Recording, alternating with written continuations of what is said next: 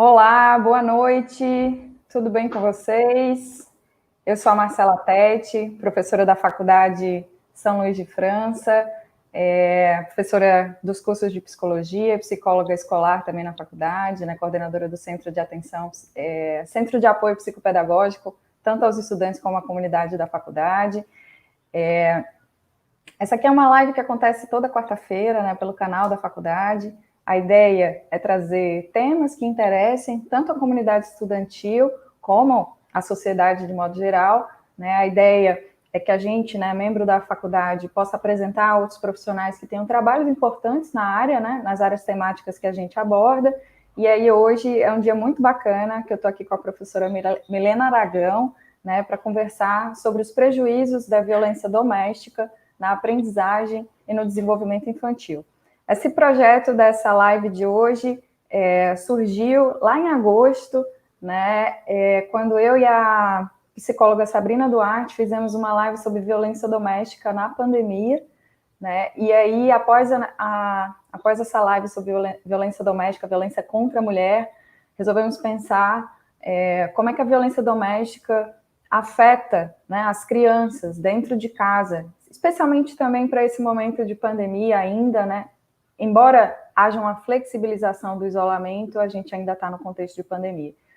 E aí, na nossa sociedade, a infância, né, a criança, ela sofre muita violência, muitos tipos de abuso, com codinome de educação, né? A gente faz, eu faço isso com meu filho e com a minha filha porque eu estou educando, mas, na verdade, a gente está produzindo uma série de abusos, né, a essa infância. Então, vou apresentar aqui brevemente a professora Milena, antes de passar a fala para ela. A professora ela é psicóloga, mestre e doutora em educação. Ela atua como psicóloga clínica, tem docência em ensino superior e faz workshops e palestras na interface da psicologia, da educação e da cultura da paz. Boa noite, professora. Tudo bem com você? Boa noite, tudo bom? Que prazer estar aqui, obrigada. Muito obrigada pelo convite e parabéns pelo tema. Viu que projeto bonito, parabéns. Eu não sei se travou um pouquinho para vocês a minha fala, mas para mim está travado um pouquinho. Oi, tá me ouvindo agora? Acho Oi? que houve uma Agora eu estou queda. ouvindo. Acho que houve, mas agora eu estou ouvindo. Tá, joia. Tudo bem com você? Tudo. Era isso que eu ia falar. Então, tá bom. Fala um pouco do seu trabalho, porque você trabalha com criança, né? Com infância, você tem doutorado em educação. Na verdade, a Milena publica muito texto, né? Aparece muitas vezes na TV Alese, né? Em televisão, dando entrevistas sobre como trabalhar com as crianças, né? É voltada para a psicologia da educação. Fala um pouco como é que se desenvolve o seu trabalho na atualidade hoje como pesquisadora, mas também atuante na área, né, da educação infantil. Bom, boa noite, pessoal, a todos e a todas. A educação já faz parte da minha vida, essa interface com a educação há 20 anos. Então, eu não, eu transito no mundo nesse entrelaçamento psicologia e educação. E falar em educação, a gente precisa pensar em infância. Como é que a gente educa a criança, né? E falar em educação de criança é atravessar, né, transitar pelo tema da violência. O meu doutorado, eu trabalhei castigos escolares, então eu entrei nesse universo escolar para entender como as professoras escolhiam os castigos, que é tão naturalizado, né, que muita gente não consegue. Não, mas como assim? Existe possibilidade de não haver castigo? Como assim? Né? Tamanha essa conexão do castigo com uma ideia de violência, uma ideia de exclusão. Então, há muito tempo eu venho trabalhando com famílias, com crianças, com escolas, né? Fui psicóloga escolar antes de me mudar para cá. Vim aqui, há 10 anos eu estou morando aqui. Eu morava no Rio Grande do Sul, na Serra Gaúcha. Eu vim cá buscando qualidade de vida, viu? Calor, praia, nossa, estou bem faceira aqui, bem feliz há esses 10 anos. E aqui eu pude dar continuidade às minhas pesquisas sobre castigos, às minhas pesquisas sobre a escola, né, sobre parentalidade em especial. Eu tenho certificação em disciplina positiva, Então, acho que o meu caminho é isso, é cultura de paz. Porque se a gente diz que quer viver num mundo pacífico, ou num mundo harmonioso, ou num mundo com menos violência, que tal começar dentro de casa? Que tal começar na escola? Né? Olhar para esse universo tão nosso, que a gente passa tanto tempo em ambos, né? É isso mesmo. Então tá bom, eu agradeço, né, novamente a presença, a sua disposição. E aí a minha proposta é colocar algumas questões, né, para a professora Milena e para a gente ir papeando, ouvindo também, né, mais sobre o trabalho que ela desenvolve. Então, eu queria saber, né, quais são os tipos, professora, de violência mais comuns que as crianças podem sofrer e de que forma estas ações estão vinculadas ao contexto da educação infantil. Ok. Eu vou falando com vocês, às vezes eu vou olhar para o ladinho, é porque eu fiz algumas anotações, então, às vezes eu vou dar uma olhadinha aqui para trazer algumas informações para vocês. Tá. Mas, assim, violência física, violência psicológica. A violência física a gente conhece, né? É muito, muito próxima, acho que a história de vida de muitos de nós. E eu vou colocar uma questão aqui importante com relação à violência física. Muita gente acredita que palmada não é violência. Palmada é a palma da mão no corpo do outro para imprimir dor e fazer com que o outro faça o que eu quero ou deixe de fazer alguma coisa. Isso é violência. Então, a violência física ela pode ser desde uma palmada, e algumas pessoas utilizam até o diminutivo para ficar mais querido, né? Uma palmadinha, um tapinha, uma chineladazinha, eu já ouvi isso. Uma cintadazinha, oh, Jesus. Não adianta botar nem no diminutivo, assusta, né? Mesmo no diminutivo já é assustador isso. Nossa, porque então, a palmadinha é num ser diminutivo, é num ser miudinho, né? É uma criança toda fofinha. Então, mas não dói tem como. também. Não tem como suavizar. Porque o inho aí é em outro inho, então é violência igual. Assim. É violência igual. Então, é violência física, violência psicológica, sabe aquelas ameaças que comumente nós escutamos e às vezes, né, falamos, está muito presente na educação, as ameaças. Se você não fizer, eu vou te bater, eu vou te deixar aqui, hein? Eu vou te deixar aqui. Se você não vier comigo, eu vou deixar aqui, você vai ficar sozinho, hein? Eu não gosto mais de você se você não parar de fazer determinada coisa. Então, frases que geram muito medo na criança. O homem do saco vai te pegar. Né? Eu vou te deixar sozinho aqui. Então, essas palavras de ameaça, humilhação, seu burro, enjoado. No meu livro tem muitos relatos de crianças que escutam: seu enjoado, você não faz nada direito, você é um irresponsável, ninguém te quer, eu não aguento mais você. Imagina passar, né, eu não gosto de você, né? Eu não gosto de você. Que arrependimento que eu tive. Agora se coloca no lugar dessa criança, ouvindo isso, e não é uma vez, são muitas vezes, durante muito tempo da vida dela. Né? Então, a gente tem também a negligência, não se importar, né? Simplesmente ignorar, não. né? A criança vem atrás de você e você finge que não está vendo. Isso, e os próprios cuidados da criança também, né? Cuidado com saúde, cuidado com alimentação. O cuidado afetivo né? A falta do cuidado afetivo é uma negligência. Aquilo que a gente escuta muito. Bom, eu escutei, não sei, vocês que estão assistindo, cala a boca, engole o choro, se entupa. Engole esse choro, vou te dar motivo para chorar, se entupa. Que educação é essa que a gente está dando? Né? Como é que a gente trabalha a educação emocional com uma pessoa que cresceu acreditando que chorar é errado? Que o choro dela incomoda, que o sentir dela incomoda. Né? Então, isso também é violência. Abuso sexual, né? A gente tem índices altíssimos de abuso sexual. E quando a gente vai ver pelo mapa da violência no passado, foram mais ou menos 90 mil denúncias de violência à criança. Dessas, mais de 60% é violência física. Certo. É pouco. São poucas as denúncias. Parece muito. mas não é, porque está naturalizada a violência já há séculos, né? Para chegar a uma denúncia, essa criança já está sofrendo violência há muito tempo e essa violência é muito severa. Uhum. Então, a gente Ela chegou num precisa... nível mais extraordinário, assim, visivelmente, que incomodou, visível, né, que incomodou outras pessoas. Mas o processo doméstico mesmo, de cotidiano, de acordar, comer, tomar banho, né, fazer o deverzinho, levar para a escola mesmo o processo. Menino, já mandei você ir, você vive me atrasando, né? Esse drama, né, do ter que levar para a escola em geral é dramático mesmo. É cotidiano, né? É cotidiano, e é ali na relação com aquele que deveria proteger, amar, dar carinho, orientação. Isso, tirou as palavras da minha boca, exatamente. A pessoa que deveria proteger e cuidar é a pessoa que não faz isso. Então, é um serzinho, né, que não tem força, depende de você. Então, a relação com a educação da infância, eles dependem da gente, adultos, né? Eles estão ali, eles dependem financeiramente, eles dependem afetivamente.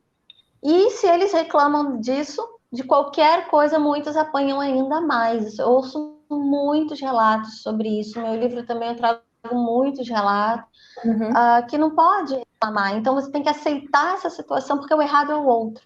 E eu faço um convite da gente refletir sobre a nossa forma de ver a criança. Qual é o lugar da criança na sociedade? Que sujeito habita aquele corpo infantil? Sim. Como eu vejo? E para isso tem que voltar para mim, né? Como eu fui educada? O que eu reproduzo da Boa. minha história de vida? O que eu reproduzo da minha vida que eu naturalizei, trouxe para as minhas práticas e não consigo fazer a análise crítica da minha educação? Né? Enquanto eu não tiver esse movimento, as feridas feitas em mim, eu vou acabar, né, passando adiante. Essa criança vai tocar em alguns interruptores meus. E só que a culpa não é dela. Só que Não. ela cresce acreditando que é dela. E é Então uma outra é existência, né? É um outro ser, numa outra época, com outra história, com outras possibilidades, né? Mas aí eu não reflito e faço, a reflexão aconteceu comigo, então vai ter que acontecer com outros também, né? sim. Isso foi bem interessante num dos depoimentos do meu livro, que a professora dizia como ela fazia, né, como ela conduzia a aula, e era muito, muito, muito agressiva, muito violenta psiquicamente a forma como ela conduzia. E ela falou que fazia dessa forma porque imitava a professora dela de infância. Vixe. O bom é que depois da pesquisa, né, depois da entrevista, ela parou para pensar assim, nossa, eu não tinha percebido Caiu a ficha. como eu era agressiva com as crianças. E aí depois eu fui saber que ela mudou a prática dela. Então ela estava num processo de reprodução sem parar para pensar o que ela estava fazendo, qual era a decorrência daqueles sujeitos que precisam tanto da gente, né? Então, que exemplos somos? O que queremos Boa. ensinar? Acho que tem uma coisa importante que você falou aí, né, de identificação mesmo dos sentimentos da criança, o que a criança pensa, como é que ela é, né? Às vezes, sabe, Milena, eu acho que existe um tabu da infância, sabe? A gente, adulto, parece que tem medo da infância. É muito doido isso, porque é impressionante a quantidade de transtorno que a gente coloca nas crianças, é impressionante a quantidade de perseguição, do tipo assim, eu fico pensando assim, crianças com 2 anos de idade que não conseguem carregar um copo de vidro. Assim, está tomando água com um copo de vidro na mão, com 2 anos de idade. E aí o copo cai. Porque na cidade não existe nenhuma. Eu penso, né? O desenvolvimento motor mesmo ainda não está na melhor forma. Ela vai caminhar e vai tropeçar, entendeu? Nos próprios pezinhos e tal. Mas aí derruba o copo de vidro no chão com a água e apanha. Eu já disse a você que não é para derrubar o copo. E aí eu faço, gente, como é que existe essa relação? Se com essa idade vai derrubar o copo mesmo. Vai derrubar o copo, vai derrubar o corpo, vai, sabe? E aí a gente bate na criança porque a criança optou, não existe opção aí nesse caso, né, de derrubar um copo. Então eu fico pensando se não existe um tabu mesmo da sociedade de, deixa eu classificar isso aqui como uma coisa estranha, botar código total nisso, para ser mais fácil de eu entender do que procurar entender como é que a criança pensa, o que é que ela sente, né? Você vê isso na tua prática, assim? Com certeza, com certeza. O seu exemplo foi bem interessante. Ah, e detalhe, a mão da criança não está nem formadinha o suficiente para pegar um copinho com a pressão correta que tem que ser, né? Então, que Sim, atividades eu estou atribuindo para a criança que ela não é capaz de fazer, porque o corpo dela não está é, preparado para fazer, e aí eu culpo ela. Então, essa criança já começa, já cresce pensando, né? Mais tarde vai chegar na gente, né, que atende. Eu não sou boa o suficiente, eu não sirvo para nada, eu não consigo fazer nada, eu não faço nada certo, né? E isso. essa questão da infância, eu percebo que a infância é visto muito, há muito essa relação de poder. O adulto manda, a criança obedece. Uhum. Então, entre o adulto e a criança, parece que é algo que é mais importante, a obediência. Então, não importa o que você vai sentir, o que importa é que você vai ter que me obedecer. E a gente vai sendo criado de maneira tão cega para isso, sabe? A gente Uhum. precisa observar que sujeito é esse, qual é o lugar da criança na sociedade. Elas dependem da gente, né? E que mundo a gente está construindo no aqui e agora. A criança não é o futuro, um vir a ser. Ela está acontecendo no hoje, ela é um aqui e agora. E como eu estou olhando, validando esse sujeito que está aqui na minha frente, que é diferente de mim, né? Ele é diferente. E vamos nos conhecer.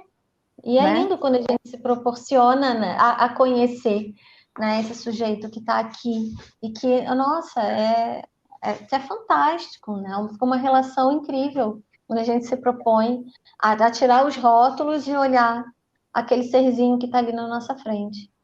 Pois é, né? E que tem inteligência, tem gosto, tem manias, tem uma série de coisas, né? Debate, inclusive, com você, é muito interessante.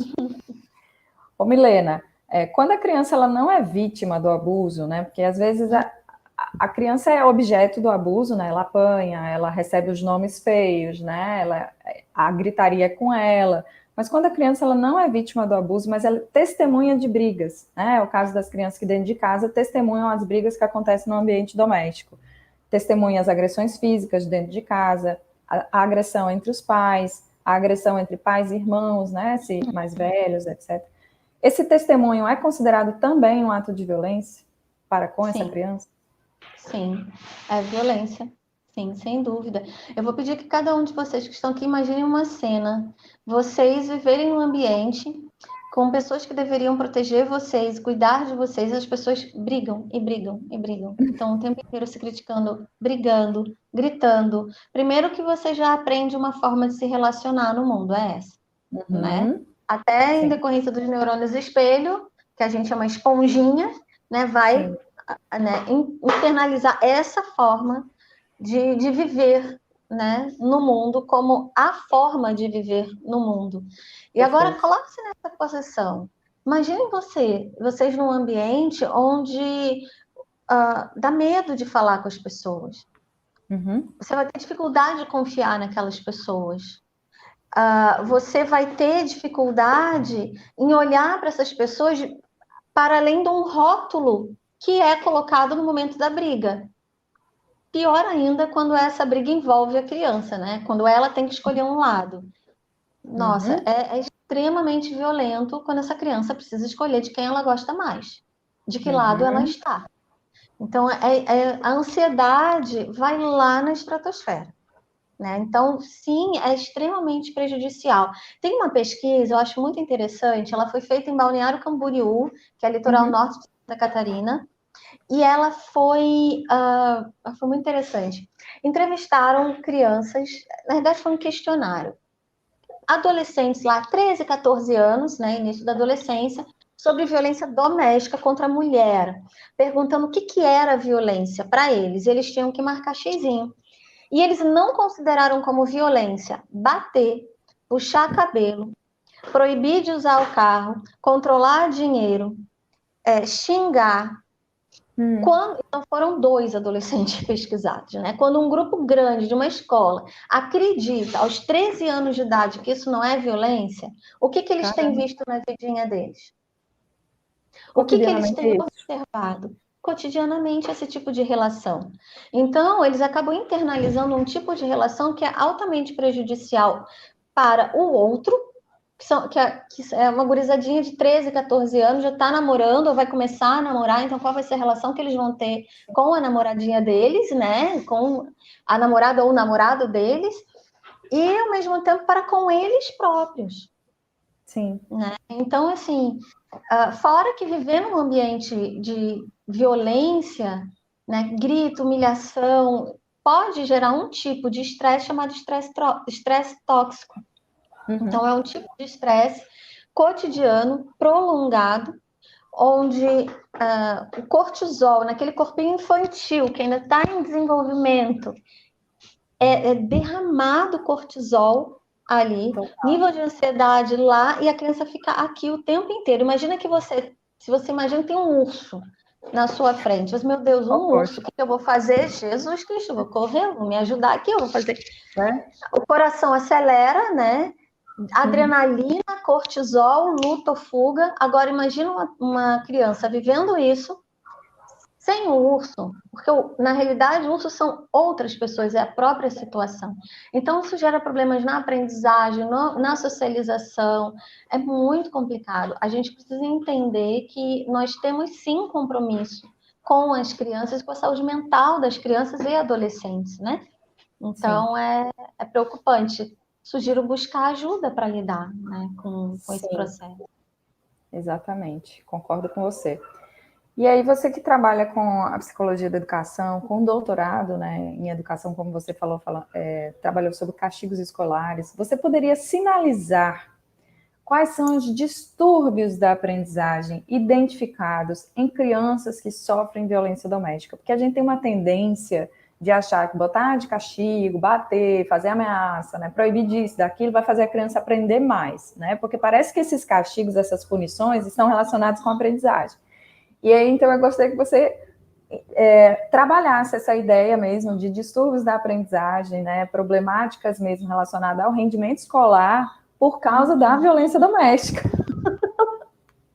Tá tudo interligado, né? Eu vou ver se eu aqui.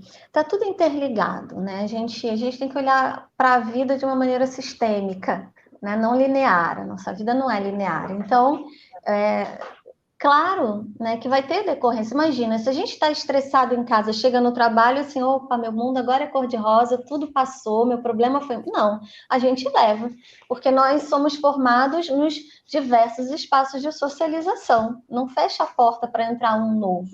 Com a criança, a mesma coisa.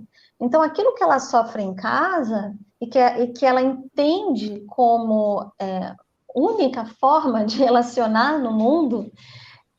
e ela sente toda essa decorrência da violência psicológica, da violência física, ela vai levar para a escola. Né? Isso é de fato interessante. Eu sou professora do Centro Universitário Estácio.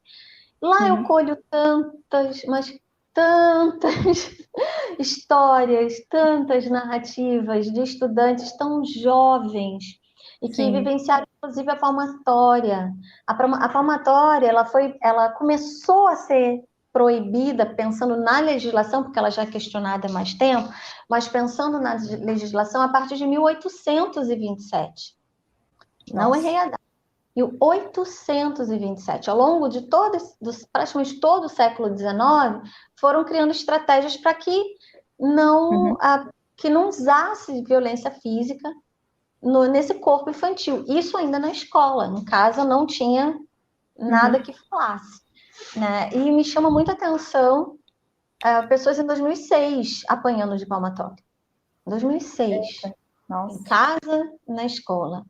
Agora veja, essa criança que em casa está apanhando, que é humilhada, que é criticada, ela não faz nada direito, ela só atrapalha, ela é indisciplinada, ela incomoda, ela é cheia de birra.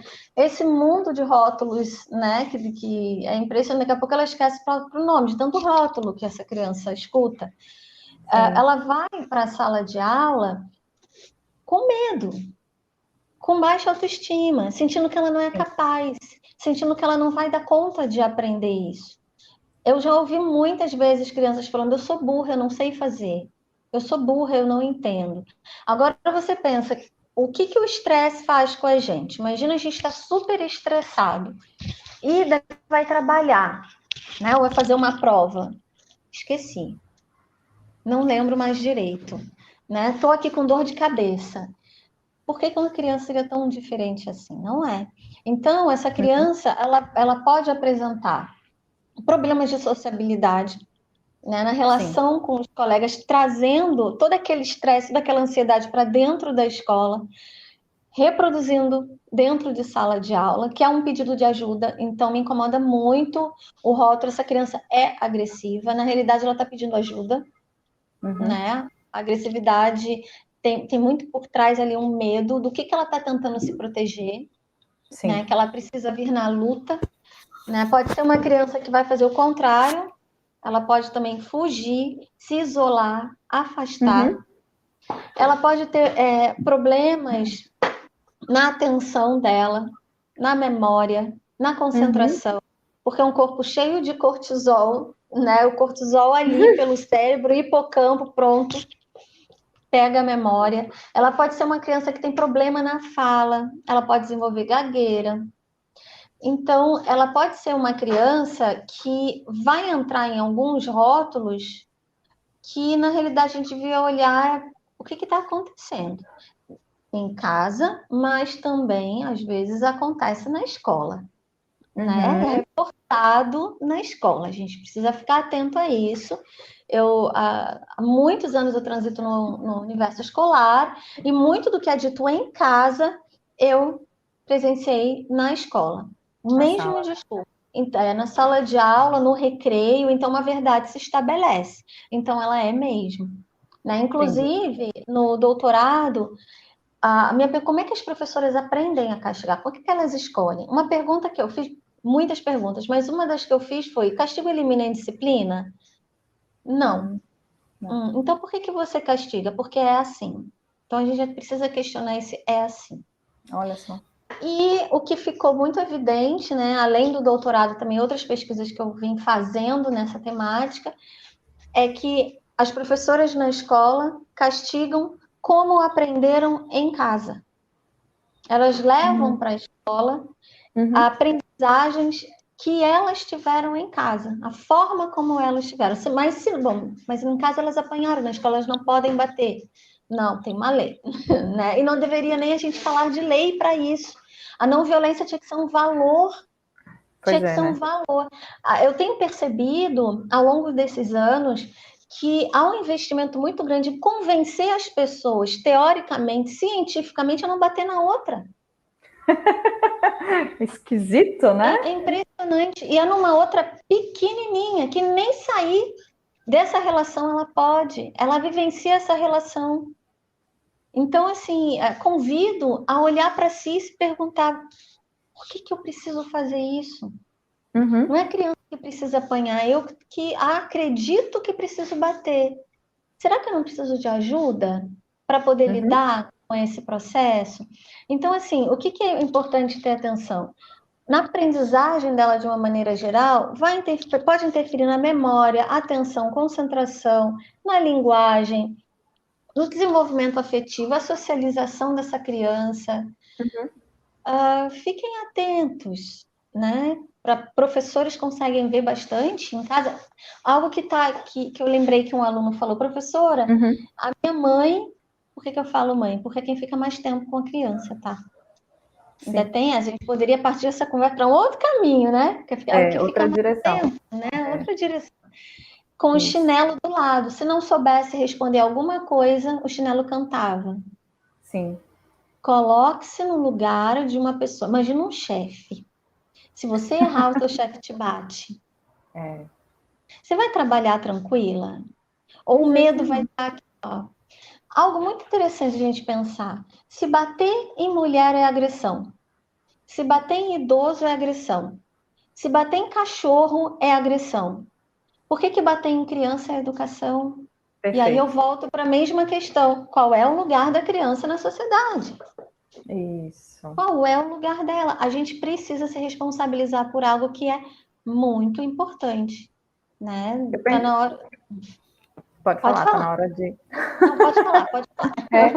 Não, Tô eu falando fico pensando, porque no caso de violência contra a mulher, né, a mulher é um objeto, a mulher é uma propriedade, né, de muito. alguém. Então, eu penso que a relação com a infância é a mesma. Fui eu que coloquei no mundo, então é o meu bonequinho, é a minha bonequinha, né? A minha princesinha, o meu príncipe, eu faço o que eu quiser. E aí a sociedade concorda com isso. Não, olha, é mãe e pai, deixa que resolva. Mas está sendo espancado. Não, mas ali eles vão se resolver. Ela quer mãe tá batendo, ele quer pai tá batendo, deixa que eu não vou me meter, porque eu não sou pai, eu não sou mãe. Aí, como assim, gente? E exatamente. Há uma relação de poder muito forte aí. Muito forte. E é interessante que a gente já consegue trazer assim, em briga de marido e mulher, se mete a colher sim. E aí a gente está se empoderando e se mete mesmo. Eu já meti mesmo várias vezes para ajudar e eu já fiz mesmo. Mas e com criança? Né? A gente não tem que ter colher também, não. E o pior é que essa criança nem sair dessa relação, ela, né, ela fica ali e fica ali acreditando que a culpa é dela. Essa criança, quando apanha, quando é violentada psiquicamente, fisicamente, ela passa a ter raiva de si própria. Tá, sabe? Ela vai ter raiva de si própria, ela vai questionar a si própria. Que mensagem é essa que a gente está passando?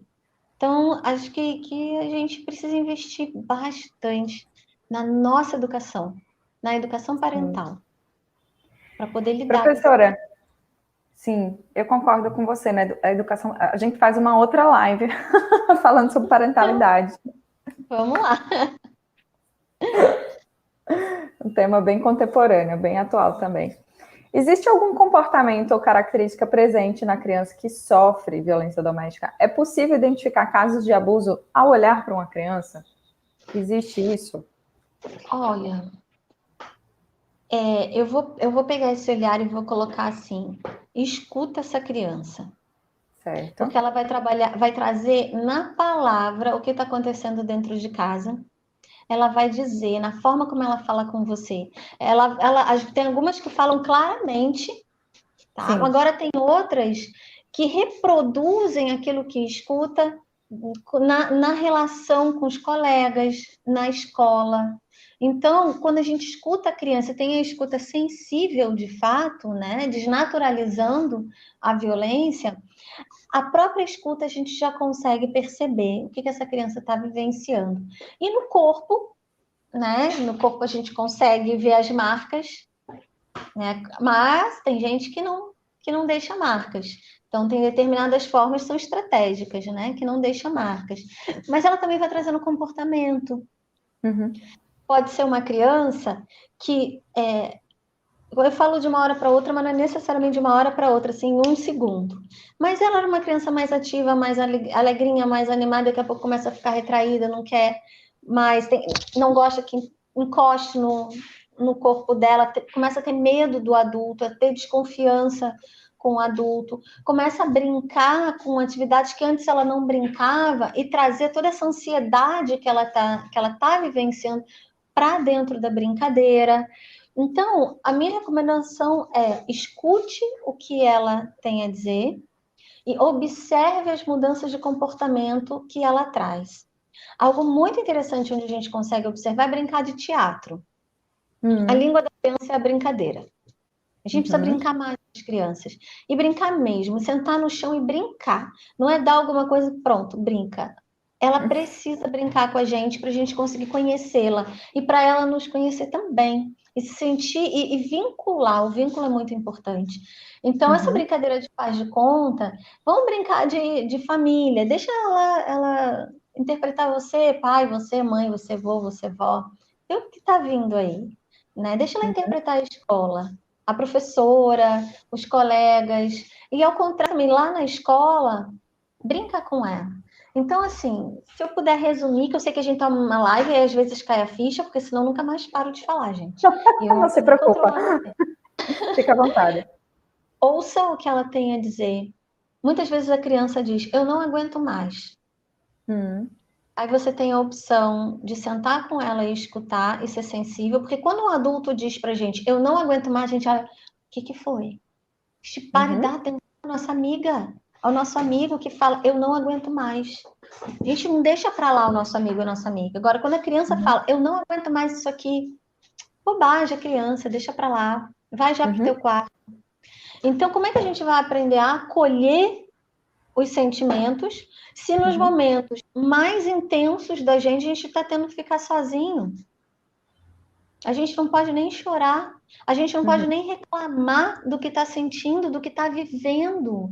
Quando uma amiga chega chorando, né, para mim, assim, opa, vamos lá, deixa eu te acolher. Agora, quando a criança chega chorando, eu digo para ela, vai já para o teu quarto, vou te dar motivo, se entupa, e se entope mesmo, gente. E se entope vem uma série de adoecimentos, tem algumas alergias, distúrbios do sono, problemas de retenção, por exemplo, né, retenção de fezes ou diarreia, gastrite. Eu já vi crianças com gastrite tão pequenininhas, sabe? Então, assim, eu acho que a gente precisa olhar para a criança mesmo como uma pessoa que ela é e darmos o valor que a gente, né, dá. Então, olha o comportamento dela, o que que mudou, como é que ela está brincando, e escuta. Nossa, como elas trazem na fala, mesmo bem pequenininha, elas trazem. Que ótimo. Professora, eu queria saber o seguinte, existem pesquisas na área de psicologia escolar, tá certo, que sinalizam a presença de negligência, né, negligência infantil por parte da família, e abuso, né, no histórico familiar, por parentes também, de adolescentes indisciplinados ou infratores, menor infrator, tá? Então, existe uma tendência da psicologia de fazer um estudo mesmo da relação do cuidador, né, que pode ser mãe, pai, avô, avó, ou simplesmente alguém que cuida daquela criança, da relação cuidador com a criança, tentando identificar ali, naquela negligência, naquela história de abusos, né, algo parecido com a história de vida de infratores, né, menores infratores e adolescentes indisciplinados. Então, o que eu queria saber, existe uma relação mesmo entre violência doméstica, você vê isso nas suas pesquisas, nos dados que você consegue, né, entre a violência doméstica, o histórico de violência doméstica e negligência e a incidência, por exemplo, de algumas pessoas como menor infrator ou indisciplinados, né, na sala de aula. Sim, tem muitas pesquisas. Quem está aqui assistindo, convido para me seguir no Instagram. Sim. Gente, assim, ó, Insta, né? Olha só, né? Para que intimidade, o negócio que eu entrei outro dia. @psi.milenaragão. Me escreve lá no direct, e quem tiver interesse, eu tenho muitos artigos e eu compartilho com quem quiser, porque conhecimento a gente precisa compartilhar, né? Quanto mais a gente compartilha, mais a gente, né, desenvolve. Existem muitas pesquisas fazendo um entrelaçamento entre a violência doméstica e ações de indisciplina, até, né, ligadas à questão dos adolescentes infratores, que foi um público que eu trabalhei. Eu trabalhei com adolescentes infratores lá em Florianópolis. Sim. E foi uma experiência maravilhosa. Isso, na prática, a gente vê, e nas pesquisas, as pesquisas elas olham para essa prática, né? E, de fato, existe muita correlação da violência doméstica com a indisciplina. E aí, pensando, dar uma live inteira só sobre indisciplina, disciplina e indisciplina, né? Porque o que a gente enxerga como indisciplina também, né? Ainda tem essa. O que a gente enxerga como desobediência, o que a gente enxerga como disciplina, que construção cultural é essa que a gente traz, né? Que a disciplina é uma construção cultural, então que naquela época era indisciplina, hoje em dia não é visto mais, então a gente olha para essa questão, mas sim, existe correlação, né, entre violência doméstica e agressividade. Eu quero trazer uma para vocês em especial, por isso que eu estava com o computador aberto aqui. Eu tenho muitas mesmo, então se vocês quiserem, podem me pedir. E eu volto a essa questão, né? Como a gente tem que fazer pesquisas, como a gente tem que se debruçar e comprovar, e fazer pesquisa não é fácil, né? Em tempos de pós-verdade, parece que pesquisa e opinião está no mesmo patamar, não está. Não está. Para poder mostrar para a pessoa, bater no outro não faz bem. Não é interessante, né? Como faz... Interessante, mas enfim. Em 2016, foi feita uma meta-análise dos últimos 50 anos de pesquisas com relação aos castigos de violência doméstica. Então, Certo. uma meta-análise, não é uma pesquisa, foi uma meta-análise. Pegaram os últimos 50 anos, de 2016 para trás, e analisaram todas as pesquisas realizadas no mundo. Foi uma baita de uma pesquisa feita na Universidade do Texas. Todo foi vindo, observando quais são os resultados dessas pesquisas ao longo desses 50 anos. E o que eles perceberam? Então, essa é a mais completa meta-análise com relação a isso, mais completa e específica até agora sobre os efeitos da violência doméstica na criança. Tá? Então, os resultados, eles são claros, eles são consistentes. O que trouxe? Os impactos... deixa eu voltar aqui. Os impactos negativos às crianças foram relatados em absolutamente todos os estudos. Nossa, Todos. Foram 50 pesquisas. Foram 50 anos voltando. Nossa. Em todos foram relatados. Tá? A associação entre a violência física, isso entrando palmada, tá? A gente precisa parar de pensar, senão não é violência, não, é só uma palmada. Não, gente. Palmada na palma da mão, no corpo do outro, imprimir dor, para que você faça o que eu... Se essa palmada fosse dada, né, num adulto, ia ser violência. Se fosse dada no idoso, ia ser, né, na mulher, num idoso, num cachorro, na criança também é. Então, a gente precisa olhar a nossa história de vida. Não com raiva, não com irritação, mas com compreensão. Os nossos pais fizeram o melhor que eles puderam, até naquele momento, com o que eles conheciam, mas a gente consegue ir além, a gente consegue mudar. Então, o que apareceu aqui? Quanto mais as crianças apanham, mais propensas são de desafiar os seus pais. Então, corrobora, né, a pergunta que você colocou. E resulta em aumento de comportamentos antissociais, tá aí. Não é uma pesquisa. 50 anos. Então, aumento do comportamento antissociais, agressividade, problemas de saúde mental, dificuldades cognitivas, baixa autoestima. Então, é muito sério. E, além disso, tinham mais propensão a reproduzir esse comportamento. Então, o primeiro resultado de que violência gera violência somos nós. É quem bate. Que é uma reprodução daquilo que eu vivi. E quando a gente para conversar, a pessoa, mas eu não sei fazer diferente. Porque não teve um outro apoio, né? Uma outra forma de olhar para essa história, né? Eu aprendi que é batendo que se educa, então eu vou fazer provavelmente isso. Continua tendo, né? Porque assim, se você amadurece, né? Você foi criança só até os 12 anos, adolescente só até os 18. Se com 40 você ainda não consegue fazer diferente, é porque provavelmente aquela estrutura de vida continua se mantendo até aquele momento, né? Porque se não conseguiu nem refletir e pensar em alternativas, é porque a subjetividade e a estrutura de relações permanece igual. Porque se mudasse, ela pensaria, epa, peraí, será que não existe outra forma, né? Que grave, né? Que grave. Eu tenho visto um movimento há alguns anos de busca por mudança. Então, isso tem sido legal, né? Quando eu entrei no grupo Crescer Sem Violência, que ele é mais forte no Facebook, a gente está migrando gradativamente para o Instagram. O Crescer Sem Violência foi aberto foi criado, né, em 2013. Então, ali a gente já via um movimento de pessoas buscando, tá, como é que eu faço diferente? O que eu posso fazer? Eu não quero mais fazer isso, porque eu estou percebendo que não está tendo conexão com meu filho. Eu quero ter uma conexão diferente. Eu não quero que as memórias dele, por exemplo, sejam através das memórias que eu estou tendo. Eu quero que sejam as boas. Eu estou percebendo isso, o resultado dessas pesquisas. Então, assim, há um movimento grande, né, de busca, mas ainda não é grande o suficiente para que a gente possa olhar para uma live dessa e pensar, puxa vida, Eu Uhum. acho que a gente precisa pensar sobre isso. Ainda tem um movimento de, por isso não, nada a ver, criança é assim Uhum. mesmo.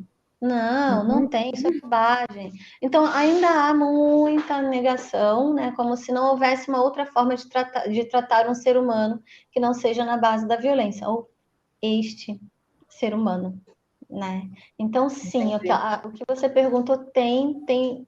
Aqui é uma meta-análise, então a quantidade de pesquisas que tem aqui dentro ela é enorme e tem Sim. correlação, de fato. Você falou uma coisa que me fez pensar, né? Que, por exemplo, as famílias reclamam muito da fase adolescente, né? E aí, porque meu filho isso, meu filho aquilo, ele me ameaça, ele questiona o que eu estou falando, ele não aceita o que eu estou falando. De acordo com a sua pesquisa, o adolescente que peita o pai e a mãe dentro de casa é aquela criança que foi agredida durante a infância. Tem correlação, pesquisas estão mostrando que tem uma correlação.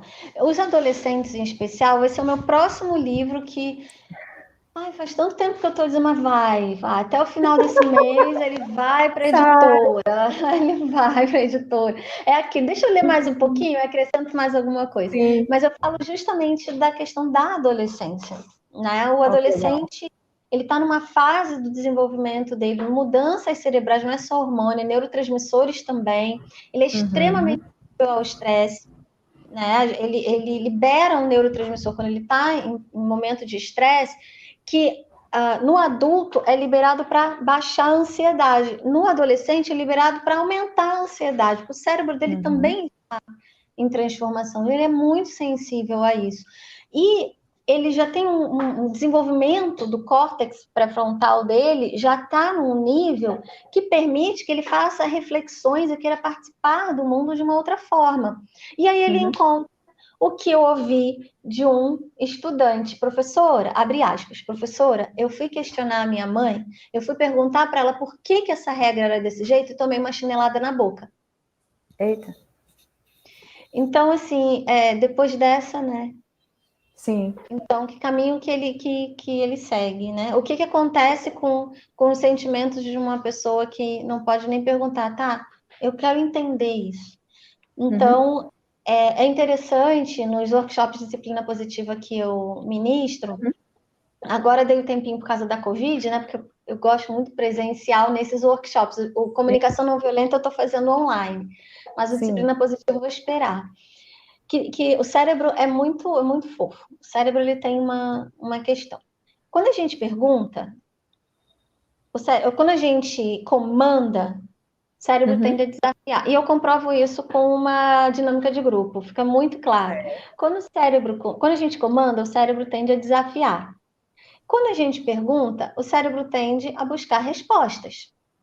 E quando eu faço a dramatização disso, nos adultos, né, que são adultos que buscam esse workshop para adultos, eles ficam, nossa, é verdade. Toda vez que na tarjeta eu recebo um comando, a minha vontade é desafiar. Toda Certo. vez que você me pergunta alguma coisa, né, o que você gostaria, isso ou isso, né, vamos Uhum. sentar juntos, foco em solução. Aconteceu um Sim. problema, vamos sentar junto para tentar resolver e Sim. entender. O cérebro imediatamente já busca uma resposta, ao invés Oh, que legal. de desafiar. Então, existem caminhos possíveis. O cérebro, por exemplo, ele precisa nomear os sentimentos. O que eu não nomeio, eu não gerencio. E aí fica Verdade. né, a gente que e quando eu pergunto em sala de aula, o que vocês sentem? Vem pensamento, não, o que vocês sentem? Mas eu acho que achar é o que você está pensando, eu quero que você está sentindo esse vídeo. Sim. Ai, me deu tristeza. Legal, agora a gente está no sentir. Conecta com o sentir. Então, o adolescente, ele precisa, a criança, nem se fala, indica o livro Cérebro da Criança, para quem está aqui assistindo, muito Sim. bom.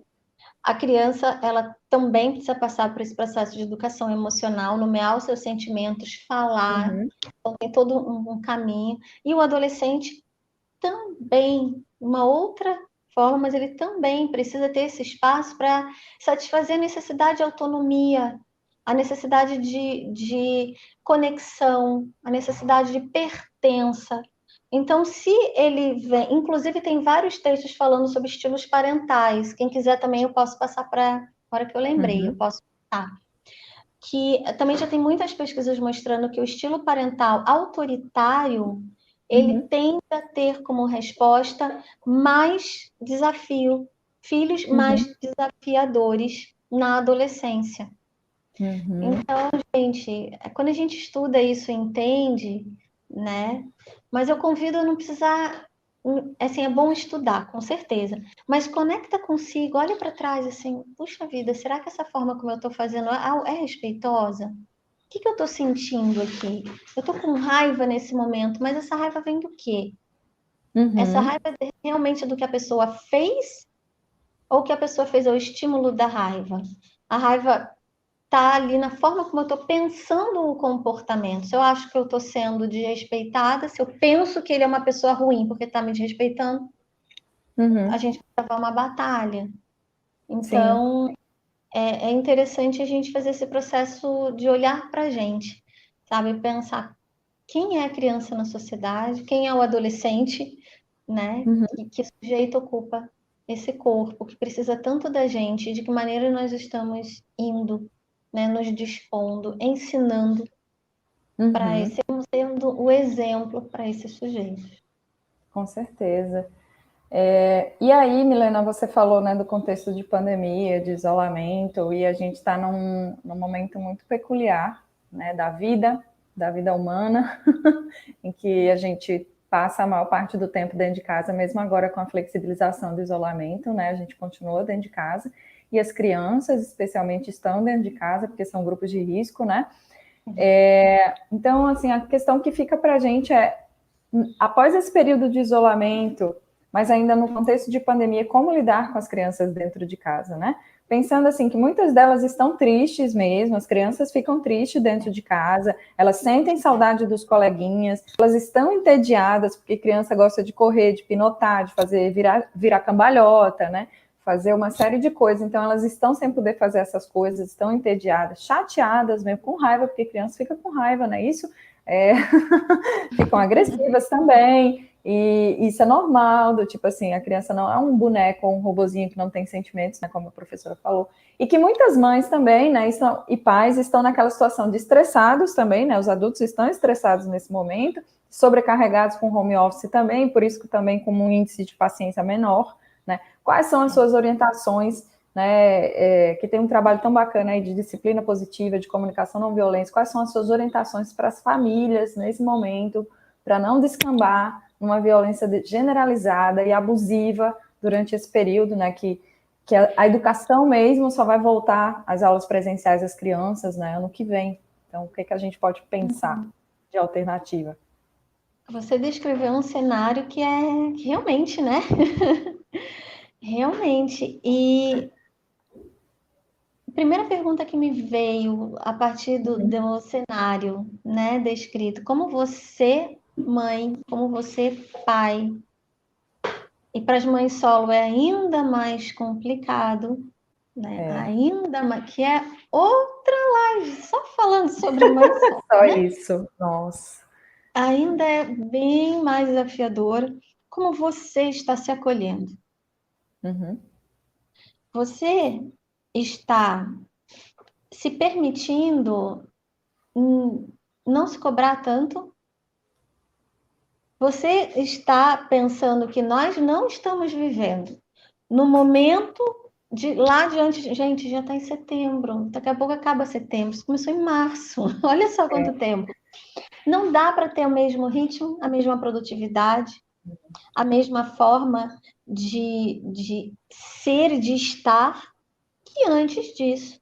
Né? Então, o cenário que você descreveu é ótimo. E a primeira pergunta que eu faço para ti, adulto, é isso: como é que você está se acolhendo? Você está se permitindo chorar? Você está se permitindo extravasar mesmo, ficar com reclamar às vezes, assim, puxa vida, que coisa séria isso! Como é que você está se acolhendo?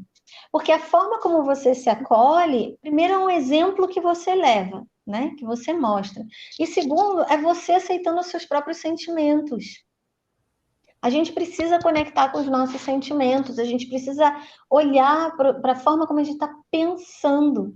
Eu vou falar mais resumido, mas eu fiz um vídeo mais Sim, extenso, quase 15 minutos, só respondendo a sua pergunta. Tá lá no YouTube, sim. ou no Instagram também, mas tá lá no YouTube também, que daí eu detalho um pouquinho mais. Só que o primeiro Uhum. passo é como você se acolhe. Então, observa isso. Você está se cobrando? Você está se cobrando ser a mãe perfeita, o pai perfeito, a família perfeita, o filho perfeito?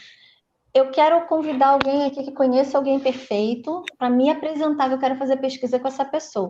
Eu falo isso há anos, eu nunca fui apresentada a ninguém perfeito. Não sei se essa pesquisa vai sair até, né, eu morrer. Mas ainda não achei. Gente, Pois é. não dá. Então, assim, como você acolhe os seus sentimentos, você acolhe, você consegue observar. Esses dias eu estava ouvindo uma mãe, né, que falou: eu fico nervosa e a minha filha fica nervosa porque parece que ela não me. Eu não aguento mais ela não me aguenta. Será que você não aguenta mais ela não te aguenta? Você não aguenta? É a situação que você está vivendo. E aí Uhum. ela parou para pensar. Não é assim. Fala para mim o teu contexto. Ela foi falando o contexto, é a situação. E aí ela deixou de se sentir tão culpada. Ela estava se sentindo super culpada. Então, assim, como você se acolhe? Ponto um. O que você faz para reduzir, adulto? A sua ansiedade. Essa ansiedade que está aqui do seu ladinho, às vezes está agarrada em você. Você Uhum. consegue identificar a chegada dela em ti? Você consegue identificar quando a ansiedade está vindo, a mudança no seu corpo, a mudança na sua forma de pensar? Você consegue identificar? E o que você faz com ela? Para dar um tchau para ela, assim, ó. Vai, amor. Porque a ansiedade Vai é passar. sentimento. Ok, entrou, observei, percebi, foi. O que você está fazendo? Ele tem vários caminhos muito bons, né? A mindfulness recomendo bastante, né? Meditação, yoga, Sim. nossa, você é fera, eu acho lindo o que você posta. Adoro seguir você. Eu fico olhando assim, meu Deus. Uau, cada postura assim eu não faço nem o dedo. Teve uma então que eu fiquei pensando, vou nem tentar, porque eu não sei qual é o começo dela, nessa por aí. Então, Não tem eu vou nem problema. tentar entender. De tão fantástico. Mas vai devagar, como é que você se acolhe? O que você faz para reduzir essa ansiedade? Você gosta dessa ansiedade? Você gosta de fazer o quê? De dançar, de pular sozinho em casa? É de botar uma Gosto. música tranquila e meditar? É de lavar louça com foco ali, no lavando louça, botar uma música enquanto tu está lavando louça. Enfim, olha para ti e busca caminhos para ti. A criança tem uma palavra de ordem: brincadeira.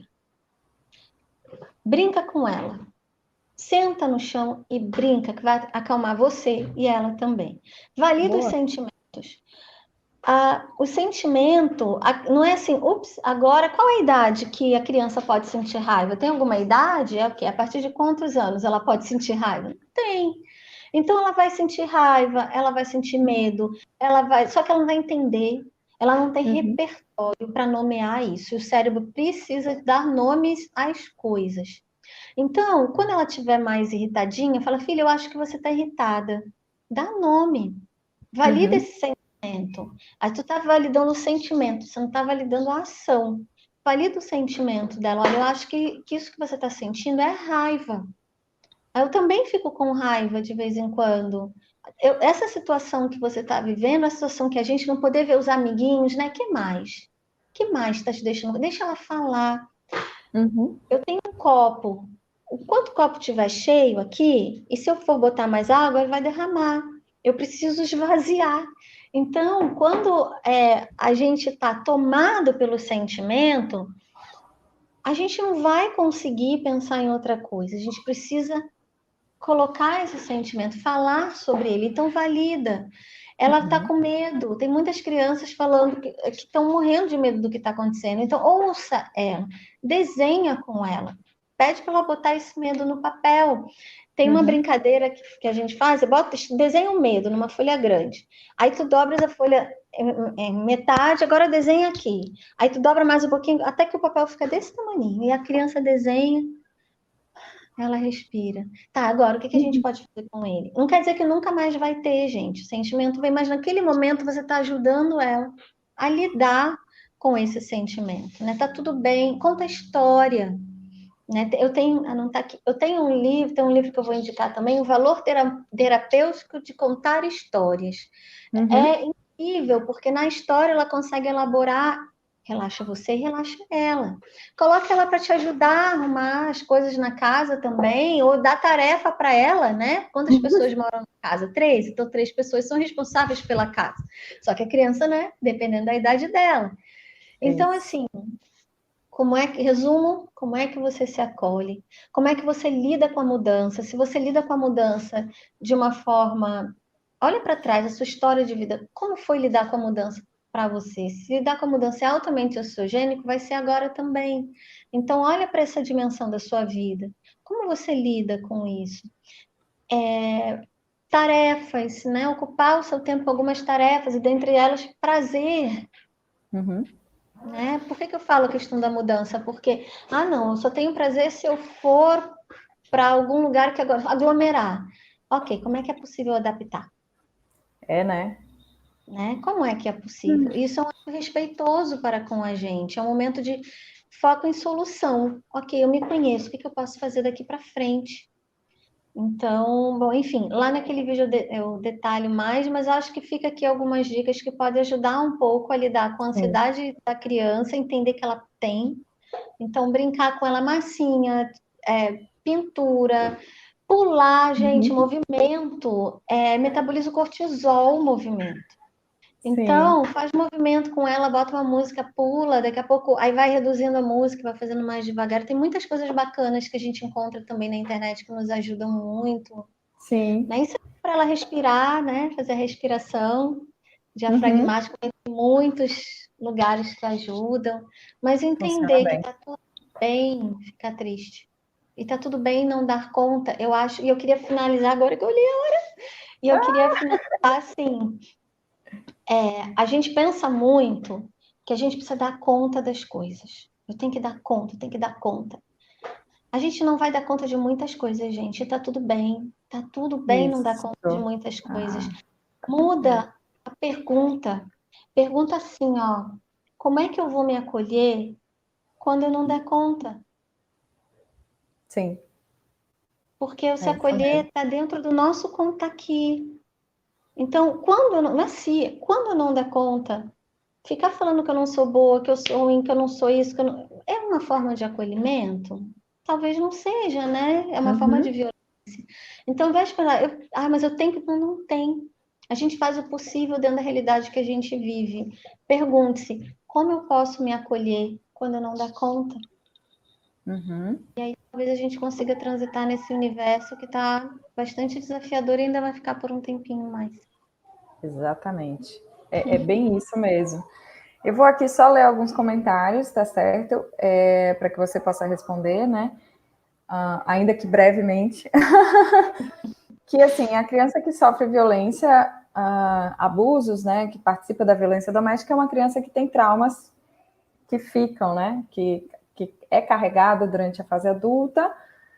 Se é isso mesmo, se o termo é esse, trauma. E é isso, né? E aí, como você falou, reproduz, aplica com outras crianças, aplica com a família, aplica consigo mesmo, né? Porque se a minha família for intolerante com os meus erros, com as minhas falhas, eu também sou intolerante com os meus erros, com minhas falhas, não é isso? Exatamente. Exatamente. Então, assim, nem todo mundo vai ter um trauma. Alguns vão, mas tem decorrências Uhum. que tá justamente nisso. Como é que, assim, muita gente tem medo de errar. Eu digo, óbvio que tem medo de errar. Errar é perigoso. A gente aprendeu desde pequenininho que errar leva a violência física e psíquica. Então, É. se eu erro hoje, é perigoso. E eu vou me tratar de qual maneira? Da forma como eu aprendi. Então, entra, né? O açoite, a autopunição.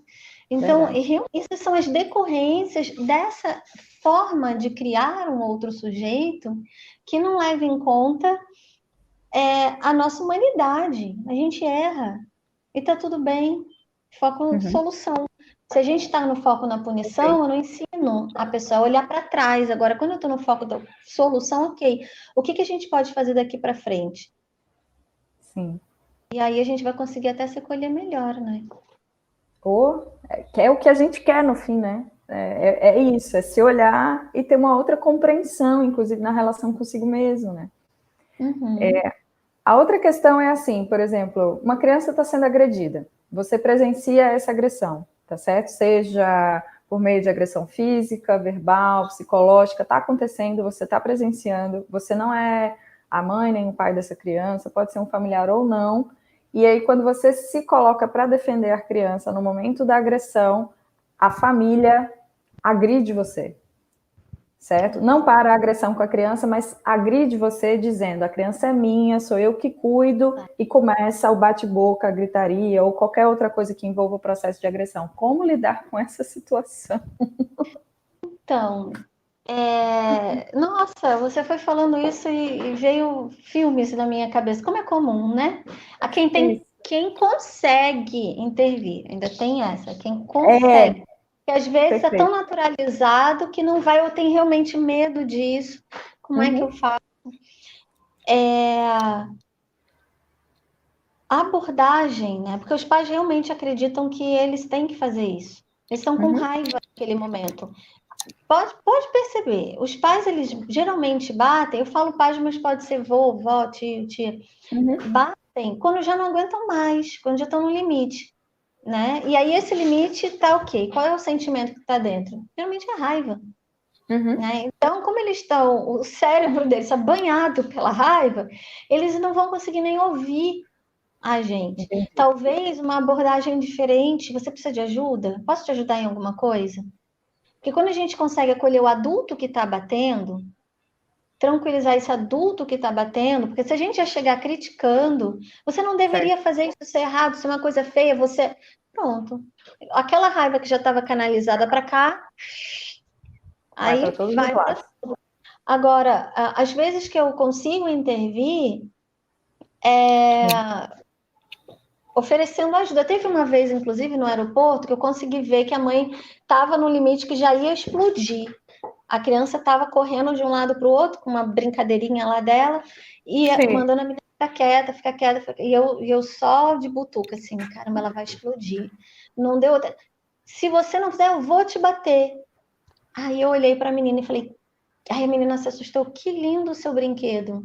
Aí a mãe olhou Sim. para mim, aí a menina olhou para mim, e eu comecei a desviar o Uhum. foco e trazer outros elementos para observar, para que ela pudesse observar na criança. E validei ela, tá difícil, não tá? Esperar. Quanto tempo você está esperando aqui no aeroporto? Ela, 5 horas. Eu, puxa vida, eu também. É tão cansativo, né?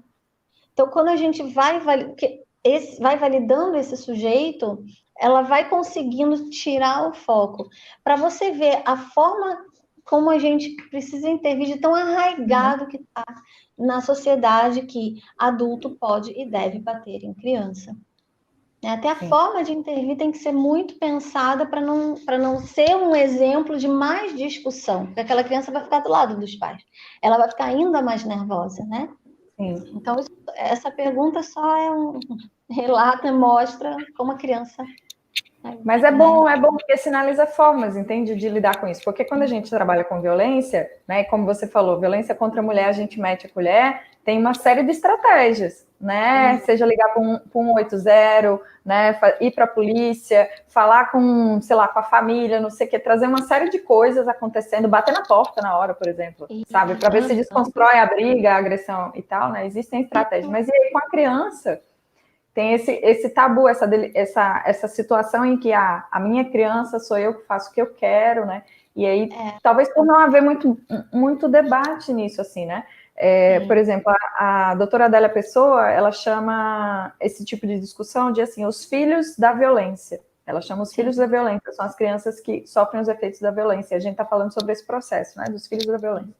Mas é pouca gente que fala sobre isso, né? Então, que bom isso que você acabou de falar, porque apresenta alternativa para gente que vê a criança ali sendo violentada e não sabe o que fazer.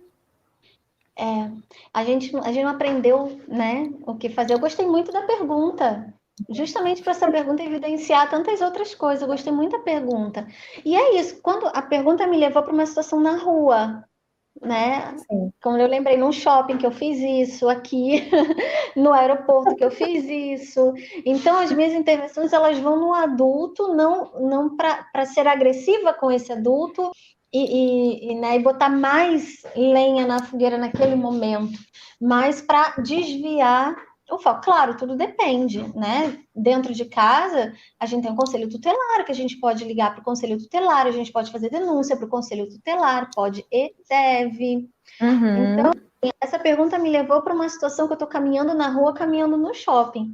Mas, Sim. assim como, né, no meter a colher na violência contra a mulher, tem diferentes estratégias com a gente também, né? O vizinho está gritando ali e às vezes o conselho tutelar ele entra para ajudar, né? Uhum. Falei, às vezes não, mas esse é o papel. Eu fiz uma live com um conselheiro tutelar que eu gostei muito, também está no Insta, Ó, que legal. Sim.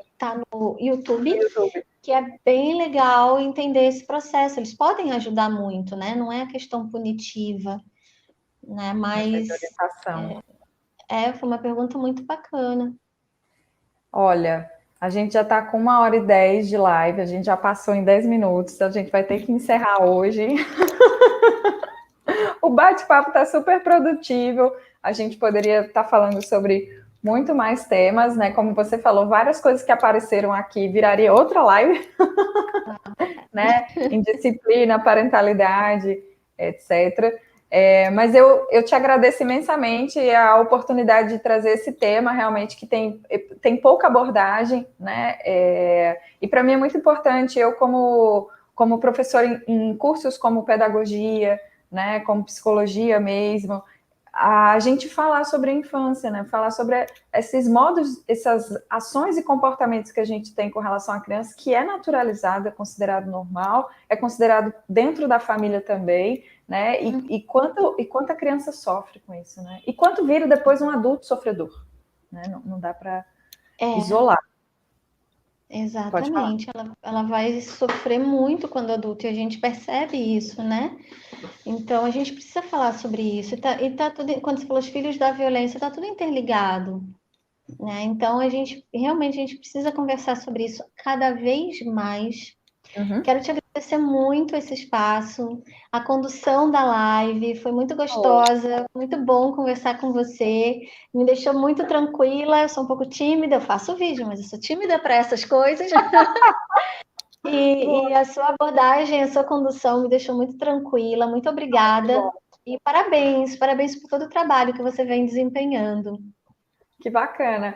Milena, seu último recadinho para quem está assistindo a gente, quem vai assistir a live depois, né, que ela fica gravada, arquivada no YouTube, o que é que você tem para falar para esses pais, para essas mães, né, para essas crianças também que podem estar assistindo a live junto com a família, né? O que é que você poderia dizer, agregar? Me veio agora, assim, uma palavra, e que eu vou desenvolver bem rapidinho. Papais, mamães, às vezes quando vocês escutam lives desse tipo ou vídeos assim, pode ser que bata uma culpa. Não fica na culpa, não. Não fica nela, porque a culpa vai gerar punição. Vocês fazem o melhor que vocês podem com a informação que vocês têm.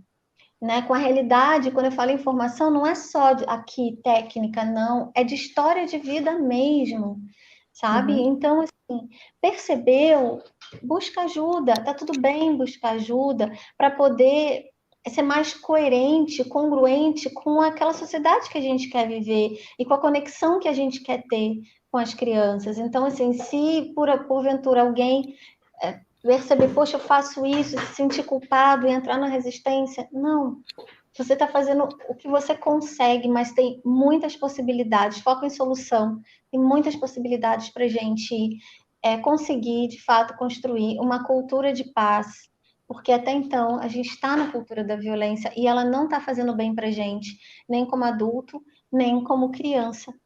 Tá? Então, vamos falar mais disso, vamos buscar mais conhecimento e autoconhecimento para a gente poder ajudar as crianças que precisam tanto da gente. E se tiver alguma criança assistindo, pede ajuda para algum adulto, viu? Porque é a gente que acaba tendo que ajudar vocês. E é É isso que isso dói, mesmo. né? A É gente é isso que mesmo. acaba tendo que ajudar. E muito obrigada pela presença, muito obrigada pela escuta de todos e todas aqui. Então, tá bom. Agradeço, então, a presença de quem está assistindo com a gente, quem está aqui trazendo comentários, né? Eu queria agradecer à Faculdade São Luís de França por esse espaço, né, criado durante a pandemia para que a gente possa trazer temas importantes para a sociedade, para a comunidade acadêmica. Eu queria agradecer ao marketing da Faculdade São Luís, né? As meninas que são a Ariane, a Daniele, são fenomenais, assim, elas promovem esse trabalho, né? Fazem a arte da live, fazem a divulgação, a Shirley, que fez a notinha no Jornal da Cidade, no Correio do Sergipe, avisando da live. Queria agradecer ao Raelison, que está nesse momento, né, o técnico de TI da Faculdade São Luís de França, que ajuda a gente sempre, né, Raelison? Muito obrigada pela sua presença hoje aqui coordenando a nossa live, tá certo? Professora, mais uma vez, agradeço a sua presença e até uma próxima oportunidade, tá certo? Até. Beijão. Grande abraço, um beijão. Tchau. Tchau.